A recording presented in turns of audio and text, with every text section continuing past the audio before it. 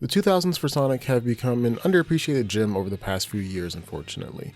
Sure, not all the games were bangers, but one thing is for certain that they weren't afraid to try something new and exciting.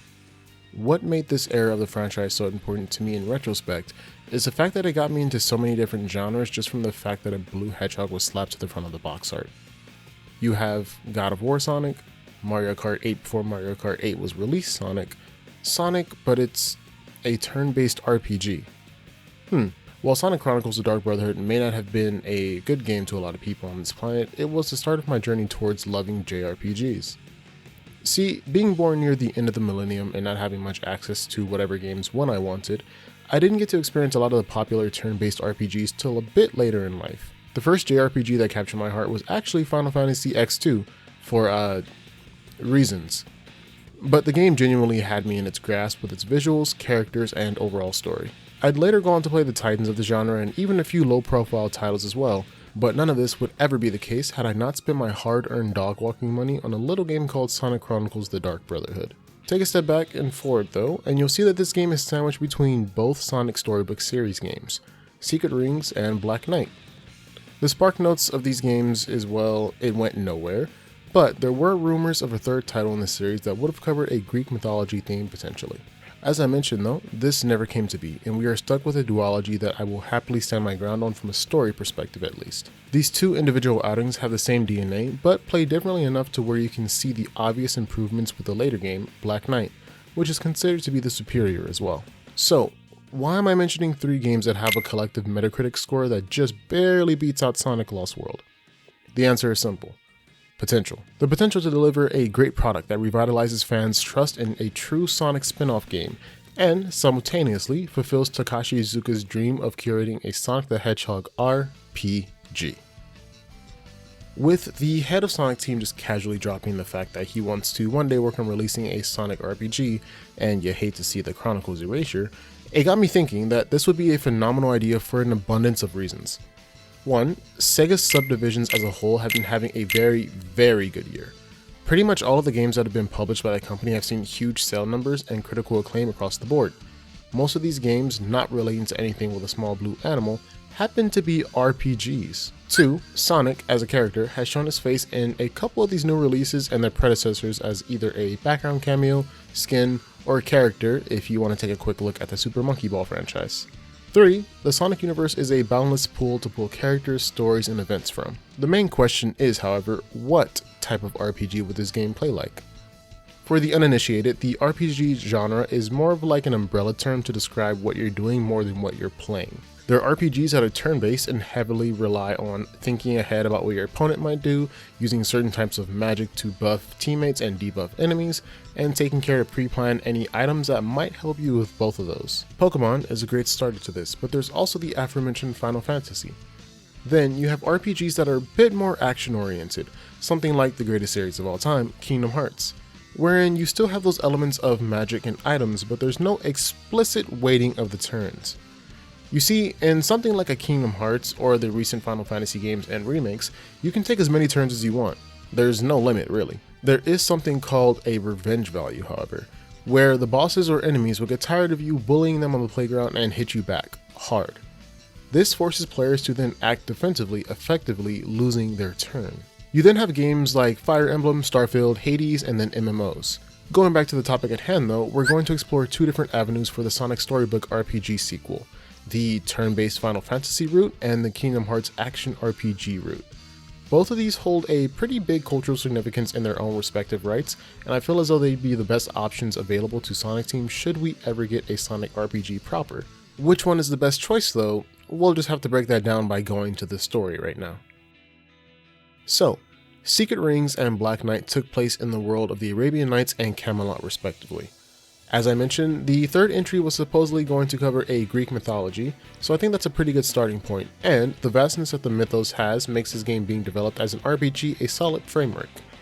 Setting the stage, 1. We have the typical instance of Sonic being sucked into yet another book that he's reading. 2. Upon landing, he finds himself just outside of a nearby town and tries to make his way there, but is stopped by enemies belonging to a group dubbing themselves as the Philosopher's Zealots or something of that caliber. 3. Realizing that he can't utilize his normal abilities freely, Sonic notices a command menu pops up for him. We'll get to the logistics of this in just a second. Quickly learning that he can use unique moves, hone new ones after some battles, and even feeling fatigued after using certain techniques too often, Sonic makes his way to the town in search of some answers.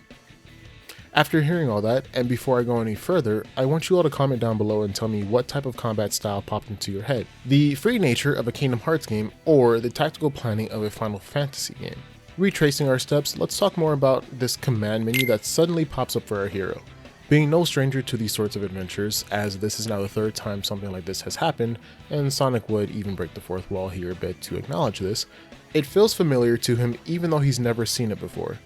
I'd like to think that this would work a bit like a pop-up menu in MMOs, how you're the only player that can see what's in your inventory, skills, etc. Everyone would know about them, but they'd rarely be a talking point. More of a, oh yeah, I have the ability to do this kind of thing. The first companion we'd meet would be yet another copy and paste Shara, which is fine by me, may I add, and I think that we should break the mold by having her act as one of the party members this time around. In the previous games, Shara and Merlina were bystanders that offered wisdom about the world, but did nothing else outside of that. While this is fine and all, we want this game to be bigger and set a new standard should the series ever continue after the story concludes. Where this new companion would fall in line though, is that she is simply a support unit, but she also has to be valuable enough so that later additions to the party don't simply outclass her. To do that, we include that when in the party, she has the ability to bring people together, unlocking their latent potential in her allies and allows them to link, unleashing team ultimate moves that deal big damage. Of course, not every combination of characters would have an ultimate together, so you can't force something that doesn't exist. Additionally, you'd be able to naturally unlock these team ultimates by building affinity between characters with side events spread throughout the game, so that she isn't locked into your party up until the last boss. Hint, hint. Lastly, about this new world, it'd have to be expansive, spanning multiple regions and containing enemies unique to each location. Towns, of course, would be safe outside of a few scripted events, but the open zone areas in between cities are free game for the Philosopher Zealot and other enemies. We have to remember that this is a Sonic game, however, and to remedy this being strictly an RPG, we make a dedicated challenge room where you can then test your platforming skills for better items in each region. For example, in the first location, you'll have the opportunity to complete traditional 3D boost levels that end in a combat section with a mini-boss. The better time you get for the platform level, your stats increase for the fight at the end and vice versa. S rank being the biggest stat boost, A rank being a moderate stat boost, B rank being a slight stat boost, C or D rank being no stat boost at all, and E rank is a debuff to your stats. This would allow for skill expression through both gameplay mediums and would entice players to learn the ins and outs of each. There's still a bit more though, because here comes the fun stuff. Most RPGs have a set number of party members that you can have joining your adventure, with the average being about 7 to 9. In addition to this, the number of active characters that are available to you in fights is sometimes even more restrictive. Kingdom Hearts has about 3 to sometimes 5 in later entries, and Final Fantasy up until recently has almost always had a max of 3 to 4. This will definitely be a hot topic section of the video, so to help mitigate some of the fire, I want to bump these respective numbers up to a total number of 10 party members, with 5 being playable during fights. These characters would all be considered demigods with abilities that still relate to their personalities, but also accurately fit the gods from Greek mythology as best as possible. So, who's in the roster, you may ask? Let's get into it. What you see is what you get. Sonic the Hedgehog, of course, he is our number 1, he's here. The mysterious and nameless new companion for the story is check. Rouge the Bat making her first appearance, check. Sonic's best friend Tails, finally in playable form in these games, check. Blaze the Cat, also check. Knuckles the Echidna is always a nice face to see, check. Amy Rose, can't have a game without her in some way, check. Silver the Hedgehog, because my boy needs some more love, check as well. Shadow the Hedgehog, because we gotta keep his good streak rolling, check. This last spot, I had ideas of filling with Tangle, Styx, or even Whisper, as all 3 are now considered canon to the games. I genuinely cannot come up with a reason that I felt would appease everyone, but I knew that I wanted an even split between men and women in this cast, and that this last spot would be someone who is considered a demigod of the wild. Let me know down below who you pick to fill this spot out of the 3 I mentioned, or if you have an entirely different character in the position. Alas, we have our cast of characters to pick up along the way. I imagine that Shadow would be somewhat related to Hades and have his chaos powers act as proof as that. Knuckles can be related to Ares, the god of war, and strength comes from that. Amy or Rouge could be related to Athena, the goddess of love, and so on and so forth. I'd say keep things simple and only have Sonic be the one able to navigate through the aforementioned challenge stages, but maybe Shadow can act as a skin change just so players don't get too bored. You'd be able to navigate the hub worlds and open zones as any character though, as the structure of your party depends entirely on you. A very straightforward setup that allows the player to focus mainly on combat tactics and ensuring that their team is fully equipped to handle situations, but who knows? Maybe there'll be some secrets along the way to shake things up. If we are to keep on theme with the way that the storybook games have ended so far, you'd get the nameless companion suddenly switching sides at the end and attempting to use the MacGyver of the story, which in this case would be the Philosopher's Stone. Her desire to bring people of the world together by becoming the sole god of the world would be amplified by the stone, yet take time to fully realize itself, giving your party ample time to stop her. The lack of this character would leave you without the ability to do those big team attacks I mentioned earlier. With the newly opened slot in your party, however, this is where possibly a character who appeared earlier in the game, seemingly as unplayable, becomes playable. The story of course would end with the good guys winning and Sonic ultimately returning to his world as per usual in this series. If we are ever able to see a return to the storybook games, I hope that the experience is a good one no matter what medium it takes shape in.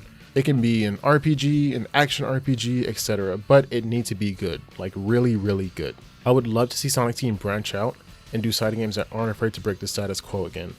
I know that we're just now getting back up on our feet, so it'll probably be a while before this happens, but fingers crossed that it at least does at some point. I'd love to hear what you all think about this concept though, and if you finally have an answer on whether this game would play like a Final Fantasy game or Kingdom Hearts. Also, let me know if you like videos such as this as to explore what if scenarios for Sonic as well. As always, I'll catch you next time.